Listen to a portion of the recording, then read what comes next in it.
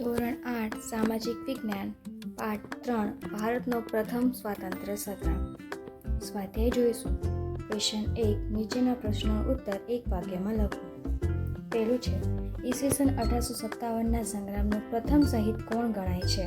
તો મંગલ પાંડે 1857ના સંગ્રામનો પ્રથમ શહીદ ગણાય છે. બીજો પ્રશ્ન છે, ભારતમાં હિન્દુ મુસ્લિમ એકતા તોડવા અંગ્રેજોએ કઈ નીતિ અપનાવી હતી? તો ભારતમાં હિન્દુ મુસ્લિમ એકતા તોડવા અંગ્રેજોએ ભાગલા પાડો અને રાજ કરોની નીતિ અપનાવી હતી. ત્રીજું, ઓખા મંડળ વિસ્તારમાં કોણે અંગ્રેજોનો જબરદસ્ત પ્રતિકાર કર્યો? તો જોધા માણેક અને મુળુ માણેકે ઓખા મંડળ વિસ્તારમાં અંગ્રેજોનો જબરદસ્ત પ્રતિકાર કર્યો હતો. ચોથું છે, ગુજરાતમાં ઈસવીસન 1857ના સ્વાતંત્ર્ય સંગ્રામ સાથે કયા સ્થળો જોડાયેલા છે? તો ગુજરાતમાં અમદાવાદ, લુણાવાડા, પાટણ, આણંદ, દ્વારકા, ઓખા, વિજાપુર, ખેરાલુ અને સાબરકાંઠા ઈસવીસન 1857ના સ્વાતંત્ર્ય સંગ્રામ સાથે જોડાયેલા સ્થળો છે. ક્વેશ્ચન 2 ટૂંકનોંધ લખો. ઈસવીસન 1857 સંગ્રામના આર્થિક કારણો કહેવાના છે. એમાં ભારતમાં આવેલા બ્રિટિશરોએ ભારતનું ભયંકર આર્થિક શોષણ કર્યું. તેમણે ભારતના વિદેશી વેપારનો નાશ કર્યો. તે ભારતને કાચા માલનું સંસ્થાન અને પાકા માલનું બજાર બનાવવા માંગતા હતા. તેમને જે જરૂરી માલ હતો જેમ કે કપાસ, ઘડી, રેશમ વગેરે ફરજિયાત ભારતીય ઉત્પાદન કરે તેવી નીતિ અપનાવી. સામે પક્ષે અનાજ અને કઠોળનું ઉત્પાદન ઘટે તેવી પરિસ્થિતિનું નિર્માણ થયું. અંગ્રેજોની અન્યાયી જકાત નીતિને કારણે ખેડૂત વર્ગ બરબાદ થઈ ગયો. ભારતના અનેક મહાન વેપારી મથકોનો અંગ્રેજોએ નાશ કરી નાખ્યો. આવા સમયે ભારતમાં વારંવાર પડતા દુષ્કાળોએ ભારતીય પ્રજાને દુઃખમાં વધારો કર્યો. અનાજની અછતને લીધે લાખો ભારતીયો દુષ્કાળના ખપ્પરમાં હોમાઈ ગયા. ભારતના હુનર ઉદ્યોગ, ગ્રામ ઉદ્યોગ, હસ્તકળા, કારીગરી એ બધું જ નાશ પામ્યું. જેથી ઈસવીસન 1857નો સંગ્રામ થયો ત્યારે રાજાઓ અને જમીનદારોની સાથે ખેડૂતો અને કારીગરોએ પણ બહુ જ મોટા પાયે સંગ્રામમાં ભાગ લીધો હતો. બીજી ટૂંકનોંધ છે, ઈસવીસન 1857ના સંગ્રામની નિષ્ફળતાના કારણો. તો ઈસવીસન 1857 સંગ્રામની નિષ્ફળતાના કારણો મુખ્યત્વે નીચે મુજબના 3 છે. જેમાંથી પહેલું, કેન્દ્રીય નેતાગીરીનો અભાવ. તો ઈસવીસન 1857ના સંગ્રામના ઘણા બધા નેતાઓ હતા, જેથી મોટી અવ્યવસ્થા ઊભી થઈ. રાજાઓ અને જાગીરદારો કોઈનો હુકમ માનવા તૈયાર ન હતા. વળી તેમની પાસે શિસ્તપત્ર ન હતી. સંગ્રામના મુખ્ય નેતા બહાદુર શાહ અત્યંત વૃદ્ધ હતા. જુદી જુદી જગ્યાએ જુદા જુદા નેતાઓ નેતૃત્વ કરતા હતા. એટલે કેન્દ્રીય નેતાગીરીનો અભાવને નિષ્ફળતાનું મુખ્ય કારણ હતું. બીજું છે અંગ્રેજોની લશ્કરી તાકાત. ઈસવીસન 1857ના સંગ્રામ નેતાઓ અને સૈનિકો કરતાં અંગ્રેજો પાસે આધુનિક લશ્કરી શસ્ત્ર, સરંજામ, રેલવે અને તાર વ્યવસ્થા હતા. શક્તિશાળી સેનાપતિઓની મદદથી તેમણે આ સંગ્રામને બહુ ઝડપથી દબાવી દીધો.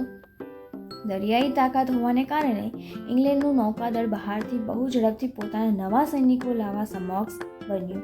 જ્યારે સંગ્રામ કરતા નેતાઓમાં લક્ષ્મીબાઈ અને તાત્યા ટોપેને બાદ કરતા કોઈ શક્તિશાળી નેતૃત્વ ન હતું. ત્રીજું, અન્ય કારણોમાં મોટાભાગના રાજાઓ આ સંગ્રામથી અલિપ્ત રહ્યા હતા. એટલું જ નહીં, હૈદરાબાદ, કાશ્મીર, પટિયાલા, ઇન્દોર, ગ્વાલિયર, વડોદરા અને ભોપાલના શાસકોએ તો અંગ્રેજોને સહકાર આપ્યો હતો. શીખો અને ગુરખાઓએ પણ અંગ્રેજોનો પક્ષે લડીને આ સંગ્રામને નિષ્ફળ બનાવ્યો હતો. બીજું 2 જોઈએ. ઉત્તર લખો. ઈસવીસન 1857ના સ્વાતંત્ર્ય સંગ્રામ માટેના જવાબદાર કારણો વિશે નોંધ લખો. તો ઈસવીસન 1857ના સ્વતંત્ર સંગ્રામ માટેના મુખ્ય જવાબદાર કારણો નીચે મુજબ 6 છે. પહેલું, રાજકીય કારણ. આ સંગ્રામનું મુખ્ય કારણ ભારતમાં બ્રિટિશ સત્તાની સ્થાપના હતું. ઈસવીસન 1757ના પ્લાસીના યુદ્ધથી બ્રિટિશરોએ ભારતમાં શાસન સ્થાપવાની શરૂઆત કરી. તેમણે મૈસૂર વિદ્રોહ કરી ટીપુ સુલતાનના સામ્રાજ્યને સમાપ્ત કર્યું. ભારતમાં રહેલી ડચ અને ફ્રેન્ચ કંપનીઓને હરાવી પોતાના સામ્રાજ્યનો વિસ્તાર કર્યો. અવધના નવાબ, હૈદરાબાદના નિઝામ, મુઘલ સામ્રાજ્ય, બંગાળના નવાબ તાજોરને એક પછી એક હરાવી દીધા. મરાઠા યુદ્ધમાં મરાઠાઓને પણ હરાવી ઈસવીસન 1818 સુધીમાં સંપૂર્ણ ભારત પોતાની રાજકીય સત્તા સ્થાપી દીધી. બ્રિટિશ સામ્રાજ્યવાદને કારણે ભારતીયો રાજકીય સત્તાથી દૂર જતા રહ્યા, જે દેશી રજવાડા બચ્યા હતા. તેમણે પણ વેલ્સલીની સહાયકારી યોજના સ્વીકારી પોતાના રાજ્યોને અંગ્રેજોને આધીન બનાવી દીધા હતા. એટલે હવે ભારતીયોને સ્થાને એક વિદેશી કંપની ભારતમાં રાજ કરતી હતી, જેમાં ભારતીયોનું શોષણ થતું હતું. તે પરિસ્થિતિ આ સંગ્રામનું મુખ્ય કારણ બન્યું. ડેલહાઉસીએ એક આક્રમક ખાલસા નીતિ દ્વારા સતારા, સંભલપુર, ઝાંસી, નાગપુર, અવધ જેવા રાજ્યોને બ્રિટિશ સામ્રાજ્યમાં ભેળવી દીધા. એટલું જ નહીં, તેણે પેશવા, નાના સાહેબ અને અન્ય રાજાઓને અપાતા પેન્શન બંધ કરી તેમને સમાપ્ત કરવાનો પ્રયત્ન કર્યો. અનેક જમીનદારોની જમીનનો જપ્ત કરી લીધી હતી. પરિણામે બધાનો રોષ આ સંગ્રામનું કારણ બન્યો. બીજું કારણ એ છે કે વહીવટી કારણ. કંપનીના વહીવટી તંત્રમાં ભારતીયોને કોઈ જ સ્થાન ન હતું. ઉચ્ચ સ્થાનો પર માત્ર અંગ્રેજ અધિકારીઓની જ નિમણૂક હતી. વળી અંગ્રેજોની વહીવટી વ્યવસ્થા લોકો માટે પીડાદાયક હતી. તેમણે સામાન્ય અને ગરીબ વર્ગ પર ભારે કરવેરા નાખ્યા હતા. ખેડૂતો પાસેથી કડક રીતે મહેસૂલની ઉઘરાણી કરવામાં આવતી. ન્યાયતંત્ર અત્યંત ખર્ચાળ હતું અને પોલીસ તંત્ર નિષ્ક્રિય હતું. વળી ભારતીય કર્મચારી અને અંગ્રેજી કર્મચારીના પગારમાં મોટો તફાવત હતો. આ બધી બાબતોએ ઈસવીસન 1857ના સંગ્રામને ઈંધણ પૂરું પાડ્યું. ત્રીજું કારણ હતું આર્થિક કારણ કે ભારતમાં આવેલા બ્રિટિશરોએ ભારતનું ભયંકર આર્થિક શોષણ કર્યું. તેમણે ભારતમાં વિદેશી વેપારનો નાશ કર્યો. તે ભારતને કાચા માલનું સંસાધન અને પાકા માલનું બજાર બનાવવા માંગતા હતા. તેમને જે જરૂરી માલ હતો, જેમ કે કપાસ, કળી, રેશમ વગેરે ફરજિયાત ભારતીય ઉત્પાદન કરે તેવી નીતિ અપનાવી. સામે પક્ષે અનાજ અને કઠોળનું ઉત્પાદન ઘટે તેવી પરિસ્થિતિનું નિર્માણ થયું. અંગ્રેજોની અન્યાયી જકાત નીતિને કારણે ખેડૂત વર્ગ બરબાદ થઈ ગયો. ભારતના અનેક મહાન વેપારી મથકોનો અંગ્રેજોએ નાશ કરી નાખ્યો. આવા સમયે ભારતમાં વારંવાર પડતા દુષ્કાળોએ ભારતીય પ્રજાના દુઃખમાં વધારો કર્યો. અનાજની અછતને લીધે લાખો ભારતીયો દુષ્કાળના ખંપરમાં હોમાઈ ગયા. ભારતના હુનર ઉદ્યોગો, ગ્રામ ઉદ્યોગો, હસ્તકળા, કારીગરી બધું જ નાશ પામ્યું. જેથી ઈસવીસન 1857નો સંગ્રામ થયો ત્યારે રાજાઓ અને જમીનદારોની સાથે ખેડૂતો અને કારીગરોએ પણ બહુ જ મોટા પાયે સંગ્રામમાં ભાગ લીધો હતો. ચોથું કારણ છે સામાજિક ધાર્મિક કારણ. અંગ્રેજોએ ભારતીયોના સમાજ અને ધર્મમાં પણ ચંચુપાત કર્યો હતો. ખ્રિસ્તી પાદરીઓએ ભારતમાં હિન્દુ અને મુસલમાનોને ખ્રિસ્તી ધર્મ વાળવામાં ખૂબ જ પ્રયત્ન કર્યા. તેમને સરકારનું રક્ષણ હતું. ઈસવીસન 1850માં અંગ્રેજોએ એક કાયદો કરી જે હિન્દુ કે મુસ્લિમ ખ્રિસ્તી થાય તેમને પૈતૃક મિલકતમાં હિસ્સો મળી શકે તેમ ઠરાવ્યું. તેનાથી હિન્દીઓની સંખ્યા વધારે દેઢ થઈ. અંગ્રેજો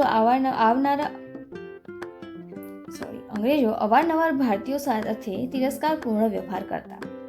પાંચમું લશ્કરી કારણ છે. ભારતનો આ સંગ્રામ સૌ પ્રથમ ભારતીય સૈનિકોએ કર્યો હતો. તેનું કારણ ભારતીય સૈનિકો સાથેની અંગ્રેજોની શોષણખોર નીતિ હતી. કઠોર લશ્કરી સેવાઓ બજાવવા છતાં હિન્દી સૈનિકોના પગાર ભથ્થા અને સગવડ અત્યંત નિમ્ન કોટીના હતા.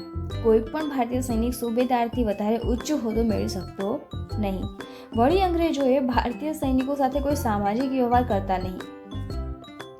ભારતીય સૈનિકોને પાઘડી બાંધવા, તિલક કરવા અને દાઢી રાખવા પર પણ પ્રતિબંધ મૂકવામાં આવ્યો હતો. વળી ભારતીય સૈનિકોને તેમની ધાર્મિક ભાવના વિરુદ્ધ દરિયા પાર જવાની બાહેધરી આપવી પડતી. આ બધા કારણોના લીધે ભારતીય સૈનિકો અંગ્રેજો વિરુદ્ધ ઉશ્કેરાયા. છઠ્ઠું કારણ છે તાત્કાલિક કારણ. ઈસવીસન 1857ના સંગ્રામનું એક તાત્કાલિક કારણ હતું ચરબીવાળા કારતૂસ. અંગ્રેજ સરકારે સૈનિકો માટે જૂની બ્રાઉન બેઝ રાઇફલની જગ્યાએ નવી એન્ડીફિલ્ડ રાઇફલ ઉપયોગમાં લેવાનું નક્કી કર્યું હતું. આ રાઇફલના કારતૂસના ઉપરના ભાગે આવેલી કેપને દાંત વડે તોડવાની હતી. જાન્યુઆરી 1857માં બંગાળમાં રહેલા ભારતીય સૈનિકોમાં એવી અફવા ફેલાઈ બ્રાઉન બેઝ રાઇફલ એ આ કારતૂસો પર લગાવવામાં આવેલ કેપમાં ગાય અને ડુક્કરોની ચરબીનો ઉપયોગ થાય છે. હિન્દુ અને મુસ્લિમ બંને ધર્મના સૈનિકો આ વાતથી અકળાઈ ઉઠ્યા. કારણ કે ગાય હિન્દુઓ માટે પવિત્ર હતી, જ્યારે મુસ્લિમો માટે ડુક્કરનું માંસ વર્જ્ય પ્રતિબંધિત ગણાતું. હવે તે મોઢામાં મૂકવાનો પ્રસંગ આવે તો તેઓ ધર્મભ્રષ્ટ થાય. સિપાહીઓએ આ કારતૂસો વાપરવાનો ઇનકાર કરી નવી એનફિલ્ડ રાઇફલ સંગ્રામની શરૂઆત કરી. કેટલાક ઇતિહાસકારોના મતે આ માત્ર અફવા નહોતી. બીજું જોઈએ, કેન્દ્રીય નેતાગીરીનો અભાવ એ ઈસવીસન 1857ના સ્વાતંત્ર્ય સંગ્રામની નિષ્ફળતાનું મુખ્ય કારણ ગણાય છે. વિધાન સમજાવો. તો ઈસવીસન 1857ના સંગ્રામના ઘણા બધા નેતાઓ હતા, જેથી મોટી અવ્યવસ્થા ઊભી થઈ. રાજાઓ અને જાગીરદારો કોઈનો હુકમ માનવા તૈયાર ન હતા. વળી તેમની પાસે શિસ્ત પણ ન હતી. સંગ્રામના મુખ્ય નેતા બહાદુર શાહ અત્યંત વૃદ્ધ હતા. જુદી જુદી જગ્યાએ જુદા જુદા નેતાઓનું નેતૃત્વ કરતા હતા. એટલે કેન્દ્રીય નેતાગીરીનો અભાવ તે નિષ્ફળતાનું મુખ્ય કારણ હતું. ત્રીજું, ઈસવીસન 1857ના સ્વાતંત્ર્ય સંગ્રામનું સ્વરૂપ વિશે સવિસ્તર નોંધ લખો. વિભિન્ન ઇતિહાસકારો અને વિદ્વાનો ઈસવીસન 1857ના સંગ્રામને જુદું જુદું સ્વરૂપ આપે છે. અંગ્રેજોએ તેને માત્ર સૈનિક વિદ્રોહ કહે છે. કેટલાક ભારતીયો પણ તેને જન વિદ્રોહ માને છે. ઇંગ્લેન્ડના રાજપુરુષ ડિઝરાયલ તેને રાજકીય અને ધાર્મિક બળવો કહે છે. વિનાયક દામોદર સાવરકર આ સંગ્રામને ભારતનો પ્રથમ સ્વાતંત્ર્ય સંગ્રામ ગણાવે છે. આવું જ પટ્ટાભી સીતા રામૈયાનું માનવું છે કે ડૉક્ટર સેન તેને સ્વાતંત્ર્ય સંગ્રામની ઉપમા આપે છે. જો કે સિપાહીઓને બળવા કરતાં તેનું સ્વરૂપ વધારે વ્યાપક અને પ્રભાવી હતું તે ચોક્કસ છે. હવે જોઈએ ક્વેશ્ચન 3. વિકલ્પમાંથી સાચો વિકલ્પ શોધીને લખો. પહેલું છે, ઈસવીસન 1857ના સંગ્રામના મુખ્ય સ્થળોમાં નીચેમાંથી કયા સ્થળોનો સમાવેશ થતો નથી? તો સી આવશે, ચંદીગઢ. બીજું છે, ખાલસા નીતિથી અનેક રાજ્યોને બ્રિટિશ સામ્રાજ્યમાં ભેળવી દેનાર? તો બી, ડેલહાઉસી. ત્રીજું, એનફિલ્ડ રાઇફલ કારતૂસ પર કયા બે પ્રાણીઓની ચરબી લગાડી હોવાની સૈનિકોને શંકા હતી? તો એ, ગાય અને ટૂકા. તો અહીંયા આપણું આ સ્વાધ્યાય પૂરું થાય છે.